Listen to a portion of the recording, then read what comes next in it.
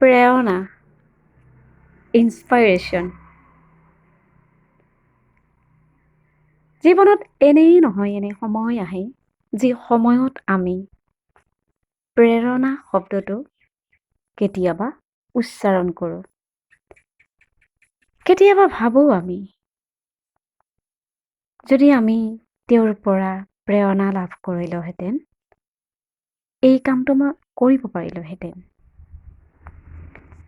কেতিয়াবা বেয়া সময় যদি আহে তেতিয়া ভাবোঁ তেওঁ অন্ততঃ প্ৰেৰণা দিয়াহেঁতেন। যদি এই কথাটো আমি নাইকিয়া কৰি দিওঁ, অৰ্থাৎ প্ৰেৰণা বেলেগে দিব লাগে বুলি আমি যদি নাভাবোঁ, প্ৰেৰণা যদি আমি বেলেগে দিয়া বস্তু বুলি নাভাবোঁ, তেতিয়াহ'লে আমি সঠিককৈ ভাবিব পাৰোঁ আমি নিজেই নিজৰ পৰা প্ৰেৰণা লাভ কৰিব লাগিব। ছাত্ৰ ছাত্ৰীহঁত, তোমালোকেতো জানা সকলো সময়তে আমি কাম যেতিয়া কৰোঁ, নিজৰ কাম যেতিয়া আমি কৰোঁ, নিজৰ কাম জানো আনে কৰি দিয়ে? নিজেই দেখোন নিজৰ কাম কৰিবলগীয়া হয়।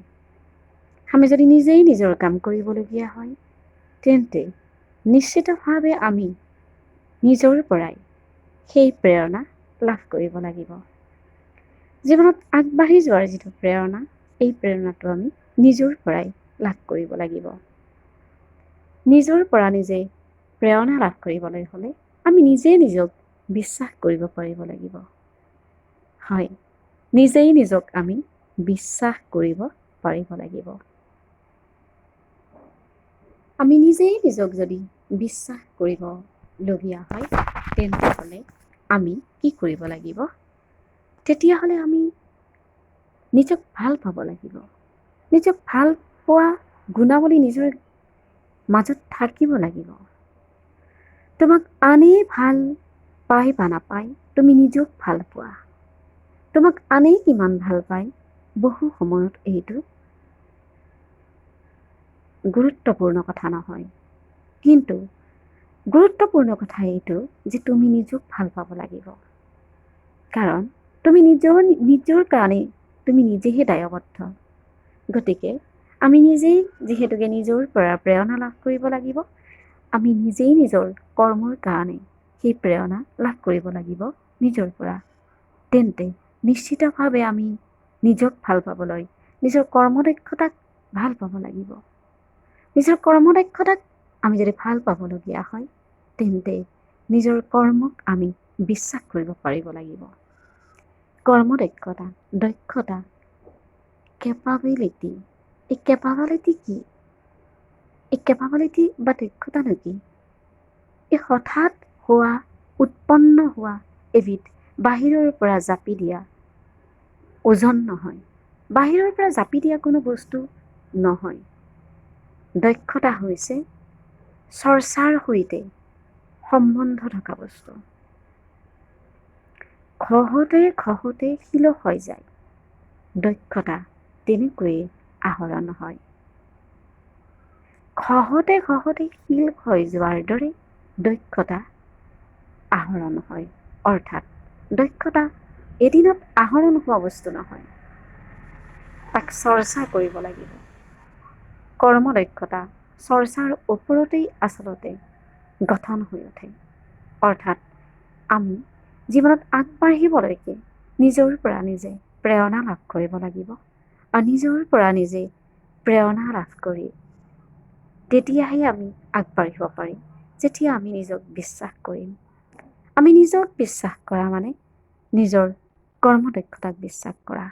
নিজক বিশ্বাস কৰিম আমি নিজৰ কৰ্মদক্ষতাৰ ভাল পাওঁ কাৰণে। আৰু এই কৰ্মদক্ষতাক আমি চৰ্চাৰ ওপৰতহে দক্ষতা লাভ কৰিব পাৰিম। অৰ্থাৎ দক্ষতা একেদিনাই আমাৰ লাভ নহয়। চৰ্চা কৰিলেহে দক্ষ হৈ উঠা যায়। এজন খেলুৱৈ এদিনতে তেওঁ বিখ্যাত হৈ নুঠে।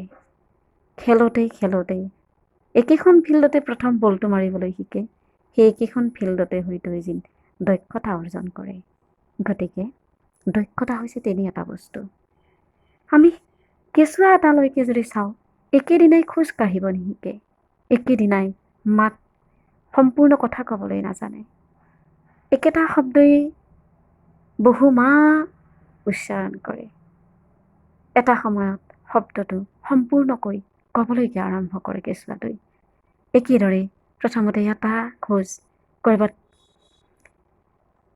ক'ৰবাত ভেজা দি কাঢ়িবলৈ শিকা শিশুটোৱে এদিন সম্পূৰ্ণৰূপে খোজ কাঢ়িবলৈ শিকে। চৰ্চা, দক্ষতা এনেকৈয়ে আহৰণ হয়। চৰ্চাৰ ওপৰতেই দক্ষতাটো আহৰণ হয়।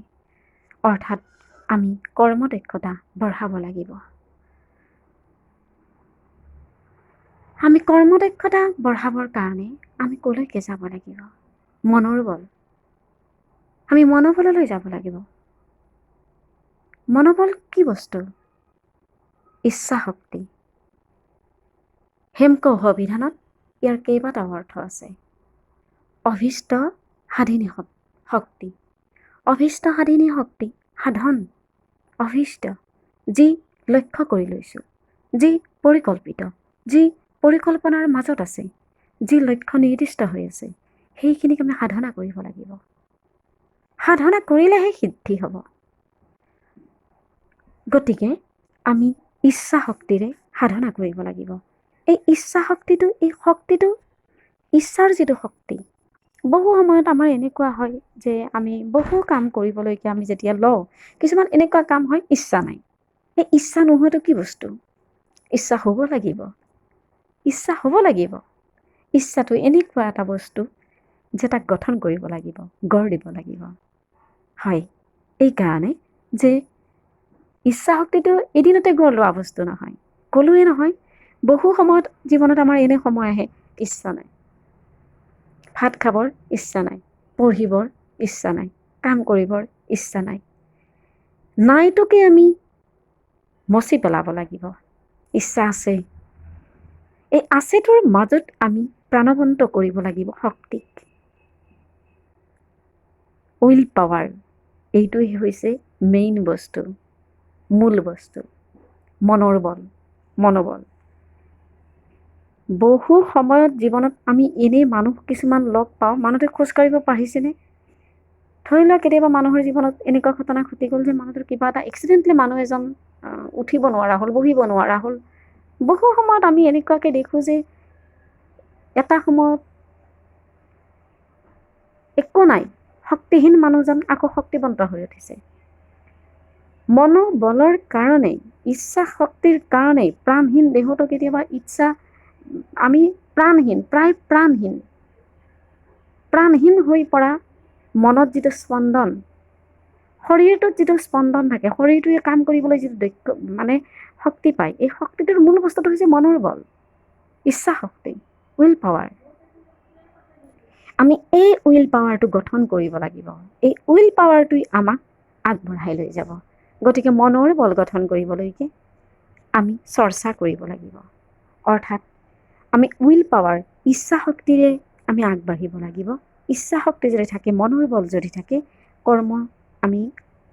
কৰ্মস্পৃহা আমি গঠন কৰিব পাৰিম। অৰ্থাৎ কৰ্মস্পৃহা, মনৰ শক্তি, প্ৰেৰণা, এইবোৰ একেলগে এখন ঠাইতে থকা বস্তু বুলি ক'ব পাৰি। অৱশ্যে ইয়াৰ লগত ধৈৰ্য, একাগ্ৰতাটোও আছে। আজি বাৰু মই ধৈৰ্য আৰু একাগ্ৰতালৈ যোৱা নাই, আৰু আজি মই তোমালোকক বেলেগে 3টা কথা কৈছোঁ। কিন্তু অকল কৰ্মশক্তি, কৰ্মদক্ষতা, অকল উইল পাৱাৰ, ইচ্ছা শক্তি, ইয়াৰ ওপৰতে আমি বহুত ধৰণৰ বস্তু দেখিবলৈকে পাম। গতিকে মই তোমালোকক এই কথাখিনি কৈছোঁ। এতিয়া পৰিস্থিতি ভাল নহয়, আমি অধ্যয়নৰ কাৰণে যাব পৰা নাই, আমি পাঠ তোমালোকক দিবৰ কাৰণে যাব পৰা নাই। গতিকে আমিও ক'ৰবাত আহত হৈছোঁ। কিন্তু আহত হ'লেইতো নহ'ব। এই সময় ইতিবাচক সময়। এই সময় আমাক জীৱনক বুজিবলৈ দিছে। জীৱনটো যে কিমান গুৰুত্বপূৰ্ণ প্ৰথমবাৰৰ কাৰণে আমি গম পাইছোঁ। জীৱনটো কিমান গুৰুত্বপূৰ্ণ প্ৰথমবাৰৰ কাৰণে গম পাইছোঁ। গতিকে জীৱনত কোনো বস্তুৱে আমি বেলেগৰ পৰা বিচাৰিব নালাগে। আনকি প্ৰেৰণা আমি নিজৰ পৰাই গঠন কৰিব লাগে, নিজৰ পৰাই প্ৰেৰণা লাভ কৰিব লাগে। কৰ্মদক্ষতা, প্ৰেৰণা নিজৰ পৰাই যদি লওঁ, নিজক যদি আমি বিশ্বাস কৰোঁ, ভাল পাওঁ, তেতিয়াহ'লে দক্ষতা নিজে নিজে গঠন হ'ব। চৰ্চা কৰিব লাগিব। এই দক্ষতাৰ চৰ্চাই মনৰ বল বঢ়াব আৰু ইয়ে আমাক এটা সমুদায় জীৱন, এটা সামূহিক জীৱনৰ গতি লোৱাত সহায় কৰিব, সামগ্ৰিক জীৱনক উন্নত পথলৈ লৈ যোৱাত সহায় কৰিব। কাৰণ আমি নিজৰ কাম নিজে কৰিব লাগিব। আৰু যেতিয়া আমি নিজৰ কাম নিজে কৰিব লাগিব, তেতিয়া নিজৰ কাম যদি আমি নিজে কৰিব লাগে, প্ৰেৰণা আমি নিজৰ পৰাই ল'ব লাগিব। আন এজনৰ পৰা প্ৰেৰণা লাভ কৰিবলৈকে তেওঁকনো কিয় কাষত বিচাৰোঁ? ধৰি ল'লোঁ মোৰ কাষত কোনো নাই, মই নিজে নিজৰ প্ৰেৰণাৰ গৰাকী হ'ব লাগিব। নাই বুলি ভবাটো এইকাৰণে ভাল, নিজৰ কাম নিজেই কৰিব লাগিব আমি। চব মানুহে নিজৰ কাম নিজেই কৰে। নিজৰ কাৰণে আমি নিজেই যিমান দায়বদ্ধ, আন কোনো দায়বদ্ধ নহয় তাৰ কাৰণে।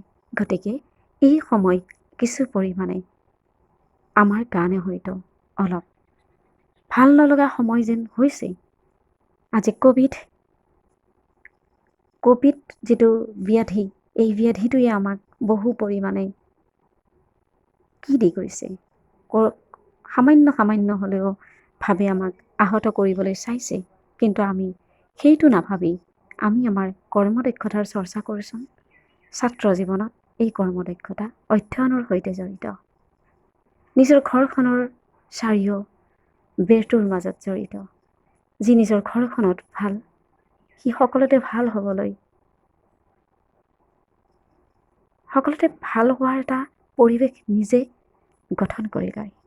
গতিকে মই ছাত্ৰসকলক এটা কথাই কৈছোঁ, আমি নিজেই নিজৰ পৰা প্ৰেৰণা লাভ কৰিব লাগে। প্ৰেৰণা লাভ কৰিবলৈ নিজক ভাল পাব লাগিব, নিজৰ কৰ্মক বিশ্বাস কৰিব লাগিব, দক্ষতা গঠন কৰিব লাগিব, কৰ্মদক্ষতা গঠন কৰিব লাগিব। আৰু কৰ্মদক্ষতা আমাৰ চৰ্চা কৰিব লাগিব। চৰ্চাৰ মাজতে চৰ্চাৰ কাৰণে ইচ্ছা লাগিব। ইচ্ছা শক্তি বা মনৰ বলে হৈছে জীৱনৰ সিদ্ধি লাভৰ মূল বস্তু, কৃতকাৰ্যতা লাভৰ মূল বস্তু।